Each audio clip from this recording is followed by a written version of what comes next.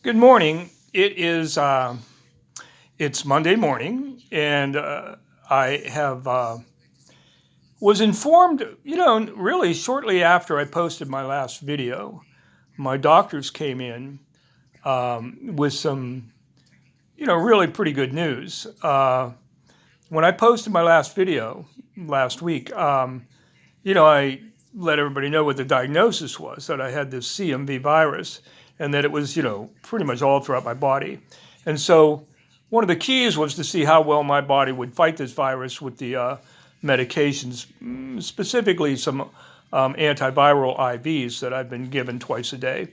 And, along with a number of other things. But at any rate, so I think it was 24 or 48 hours after that my doctors came in. I think it was the very next day, that said that they had very, very good news. And that was that my levels were down 75%. But I wasn't out of the woods yet, because for me, in my condition with my, suppressed immune system and everything else, it's going to take me, the better part of 2 months to fight this off, which means the goal is to get me home now, because I've exceeded, the requirements of where I could treat myself at home. However, my home treatment is now going to include IVs, which means that a nurse has to come out to the house, set up some equipment. I have to have weekly deliveries of these IV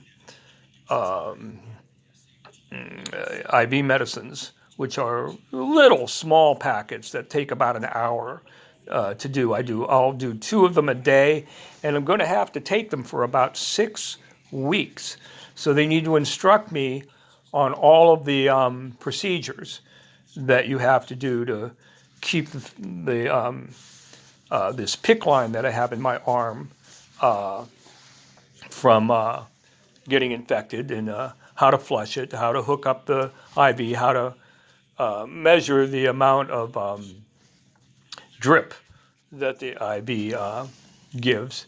I don't think I'll have one of these fancy machines that, has all the electronics or whatever. This will be mostly gravity and a few clips or something. But at any rate, so they're going to give me instruction on that. But it's the logistics of getting everything correct. I'm an hour and a half away from my home.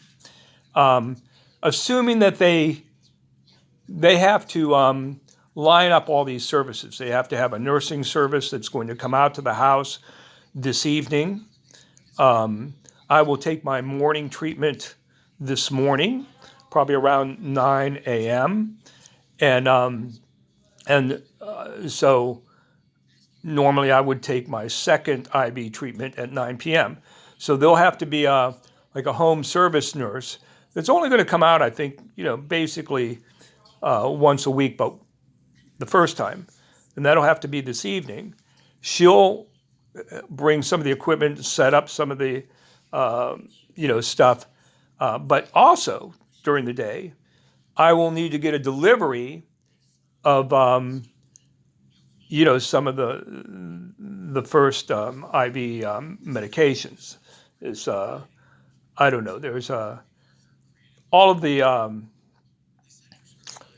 the IV medication that they give you to fight a viral infection ends in the letters VIR, VIR. Icyclovir, I think is what it's called. At any rate, there's about 4 or 5 different ones that they potentially can use, depending on what the virus is, I guess. But the problem is now nobody will be home, and it takes quite a while for me to get home from here. So my friend Dustin is going to be presumably leaving, coming here sometime later this morning, and then once I get my discharge papers and they have everything lined up, it'll take me an hour and a half to get home. I don't anticipate getting out of here until 1 or 2 o'clock at the earliest, and because it'll be at least that long before they can get everything,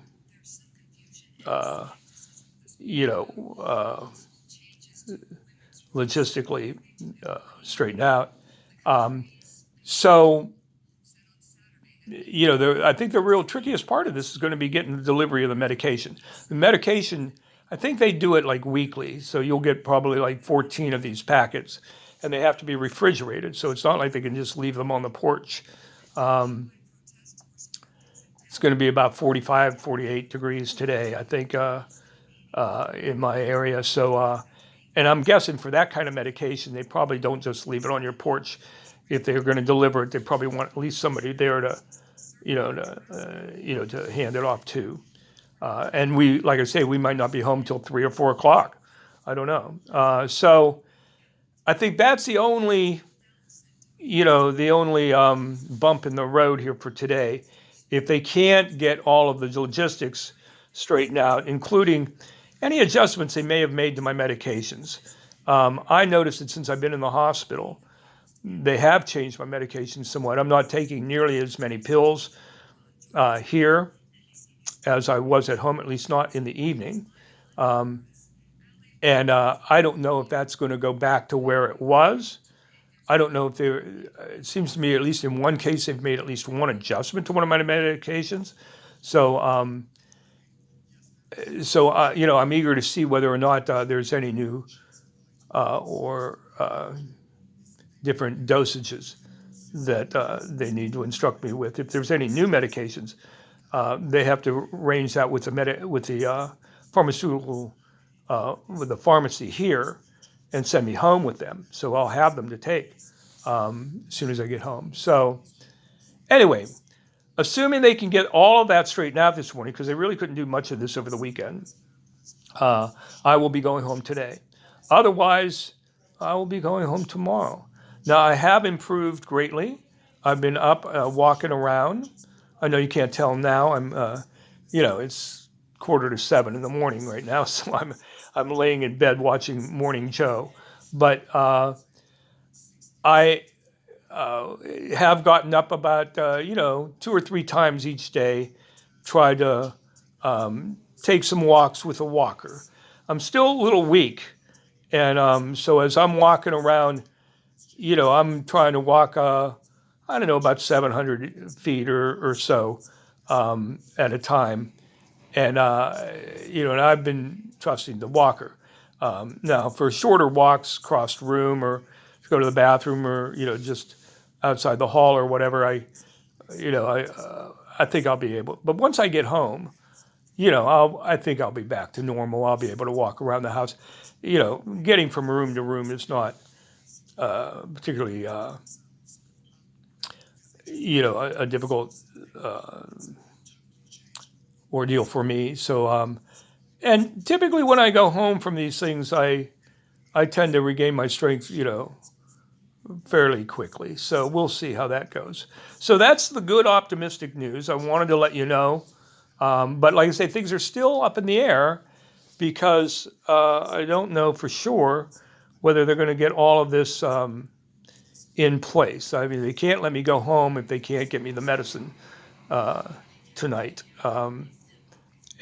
So, they're going to let me go home once they're absolutely assured that, all my ducks are in a row. So anyway, I wanted to let you know that's what's happening.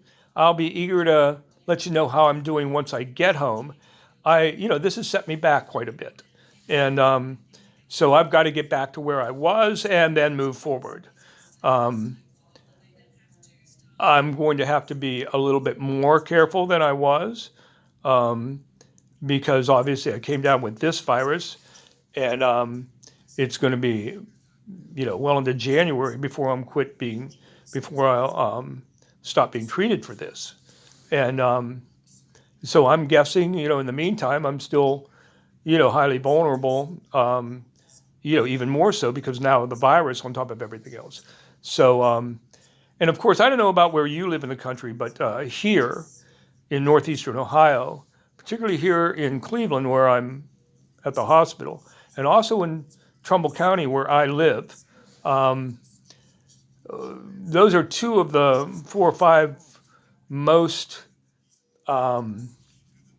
afflicted counties in the state of Ohio right now with things like COVID and things like this RSV flu. And I mean, the levels are real high. The hospitals are, filling up with numbers of people, and the case numbers are, in the red. So that means that not only do I have to kind of be more sheltered than I normally am, but I've got to make sure that my caregiver Dustin is taking every precaution when he does go out and does the running around that's required to pick up things. So and he's been very good about it. But like I said, I don't know how I got this. So I'm just going to have to be more vigilant, wash my hands a lot more, probably mask up a little bit more than I do at home normally. But at any rate, I'm feeling much better. Still having a few issues. I'm not totally over this. I can tell that I'm still have it, but it's nothing like when I came in. So anyway, so I'm optimistic. It's really good to know. I mean, the really crucial thing in all of this, I think, is that, when I was told 24 hours, like I say, after I was told what the diagnosis was and how high my levels were, and I was told like within 24 hours that the medicine was, bringing the virus levels down as much as 75%. That to me was really the best news I could hear, because it means my body is still capable of putting up a fight and marshaling its resources to get me well. And right now, that's what it's all about for me, particularly this first year after the transplant. If I can weather through this first 6 months to a year, like I said, I knew there would be bumps in the road. I've got to avoid things like, bacterial infection, anything in my lungs. Things like that can kill me, and this could have killed me. But as long as I know that my body is still resisting and is up for the fight, well, that's a real good sign, given my age and everything else. So, all in all, there's much reason to be, grateful and optimistic. And I thank all of you for all your love, all your thoughts and prayers. You really have no idea how much it means to me to know that I have the support from all of these folks that I've never really, had the good fortune to meet in real life. But I read all of your comments. They inspire me, and they mean the world to me. So thank you so much for your support. And I'll talk to you again real soon, okay?